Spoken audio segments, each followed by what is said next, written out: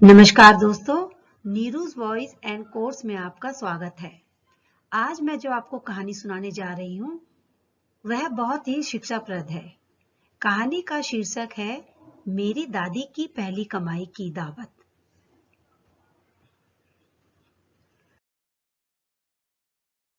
Vinod drawing room में बैठकर TV देख रहा था। मनीषा और सरला देवी दोनों किचन में थे। मनीषा बर्तन मांज रही थी। सरला देवी सुबह के नाश्ते की तैयारी में लगी थी। 9 साल की पिंकी स्कूल जाने की तैयारी कर रही थी। विनोद ने ड्राइंग रूम से ही ऊंची आवाज में कहा, मनीषा, तुम्हारा पगार आ गया है? अगर आ गया है तो इस महीने की ईएमआई तुम भर देना। मेरी सैलरी आने को अभी वक्त लगेगा। मनीषा ने किचन से ही सहमति जताई। जी जरूर भर दूंगी। इस बातचीत से पिंकी के कान खड़े हो गए, क्योंकि कल ही तो उसके स्कूल में सैलरी के बारे में सबको समझाया गया था, जिसमें बताया गया था कि हर काम के लिए एक निश्चित रकम मिलती है, जिसे सैलरी कहते हैं। इस बात की याद आते ही वह तुरंत किचन में दौड़ी। उसको ऐसे अचानक दौड़ते देख विनोद भी उसके पीछे पीछे गया। पिंकी ने अपनी दादी के पास जाकर उनसे पूछा, दादी, आपको सैलरी नहीं मिलती है क्या? विनोद और मनीषा एक दूसरे की तरफ देख मन मन मुस्कुराए। सरला देवी ने पिंकी को समझाते हुए कहा, बच्चा, तुम्हारे मम्मी पापा ऑफिस जाते हैं, इसीलिए उन्हें सैलरी मिलती है। मैं तो घर पर ही रहती हूँ ना, इसीलिए मुझे सैलरी नहीं मिलती।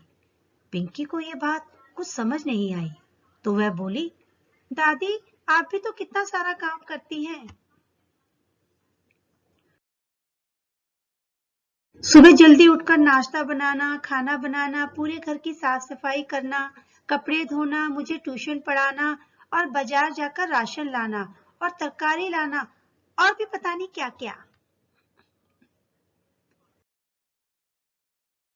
आपके इन्हीं सभी कामों की वजह से तो पापा और मम्मी निश्चिंत होकर काम पर जा पाते हैं और मैं भी स्कूल में अच्छे नंबरों से पास हो पाती हूँ। तो क्या इन कामों की कोई वैल्यू नहीं है? पिंकी की बातें सुनकर कुछ पलों के लिए सब शांत हो गए। 9 साल की एक छोटी सी बच्ची जो सोच रही थी वह गलत नहीं था। विनोद और मनीषा के पास इसका कोई जवाब नहीं था, मगर सरला देवी के पास था। वह बोली, किसने कहा मुझे सैलरी नहीं मिलती? मुझे पैसों के रूप में, कागज के रूप में सैलरी नहीं मिलती। मुझे जिस रूप में सैलरी मिलती है उसकी कीमत कोई आंक ही नहीं सकता। मैं घर की जिम्मेदारी संभालती हूँ, तो मुझे तुम्हारी मम्मी एक दोस्त के रूप में मदद करती है। तुम्हारी मम्मी की दोस्ती मेरे लिए वह सैलरी है। मुझे पैसों की जरूरत होती है और मैं तुम्हारे पापा को बोलती हूँ, तो बिना यह जाने कि मैं उनका क्या करूंगी, वह मुझे झट से पैसे निकाल कर दे देते हैं। तुम्हारे पापा का यह विश्वास मेरी सैलरी है।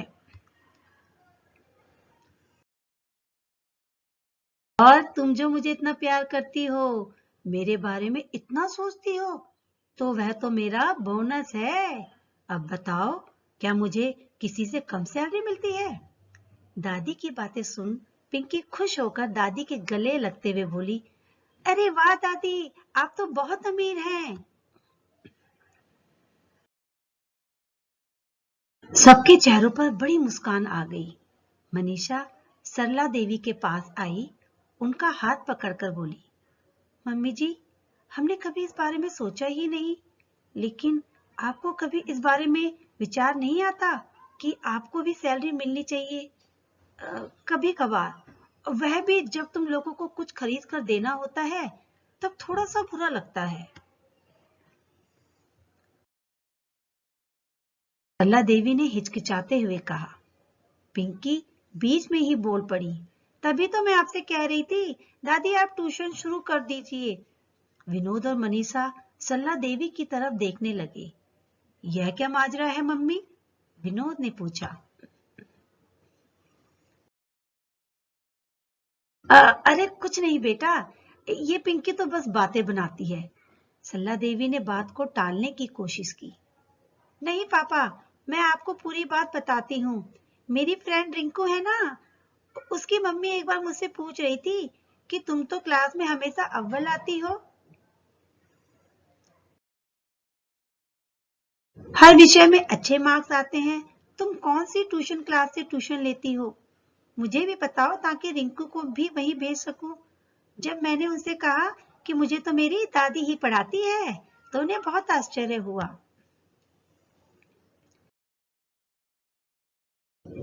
फिर अगले दिन तो वह हमारे घर ही आ गई थी और दादी से मिलकर उन्हें रिंकू और उसके साथ 3-4 और बच्चों को ट्यूशन देने के लिए कह रही थी। लेकिन दादी ने मना कर दिया। दादी हाँ भी कैसे करती? उनके पास दिन भर इतना सारा काम जो रहता है। पिंकी ने सारी बात खुलकर कही। विनोद बोला, अरे माँ, आपको ट्यूशन पढ़ाना चाहिए। यह बात तो पक्की है कि आप पढ़ाती बहुत अच्छा है। देखिए, मुझे भी तो आपने ही पढ़ाया था। उसी की बदौलत मैं इतनी अच्छी नौकरी पर हूँ आज। और रही बात घर के कामों की, तो हम उसके लिए एक कामवाली रख देंगे। तो आप अपना वक्त ट्यूशन पढ़ाने के लिए दीजिए। सरला देवी ने थोड़ी आनाकानी की, लेकिन बेटा, बहू और पोती ने मिलकर उन्हें आखिरकार ट्यूशन चलाने के लिए मना ही लिया। 1 महीना बीत गया। सरला देवी ने उनके बहू, बेटे और पोती को एक अच्छे रेस्टोरेंट में अपने पैसों से खाना खिलाया। उस दिन सरला देवी की आंखों में रिश्तों की कमाई के साथ अपनी पहली कमाई की खुशी और संतोष चमक रहा था। दोस्तों, माना कि जीवन में पैसा ही सब कुछ नहीं होता, लेकिन थोड़ा सा पैसा जो अपनों के लिए खर्च किया जाए और उससे जो खुशी मिलती है, उसकी बात ही कुछ और होती है। तो दोस्तों, कहानी यही खत्म होती है। तो ये कहानी हमें यही शिक्षा देती है कि जिस प्रकार हमारे माँ बाप बचपन में हमारा ख्याल रखते हैं, जब वह बूढ़े हो जाते हैं तो उसी प्रकार हमें उनका ध्यान रखना चाहिए। ऐसी ही और रोचक कहानियां लेकर मैं आपसे फिर मिलूंगी। और मेरे चैनल को सब्सक्राइब करना, शेयर करना, लाइक करना। धन्यवाद।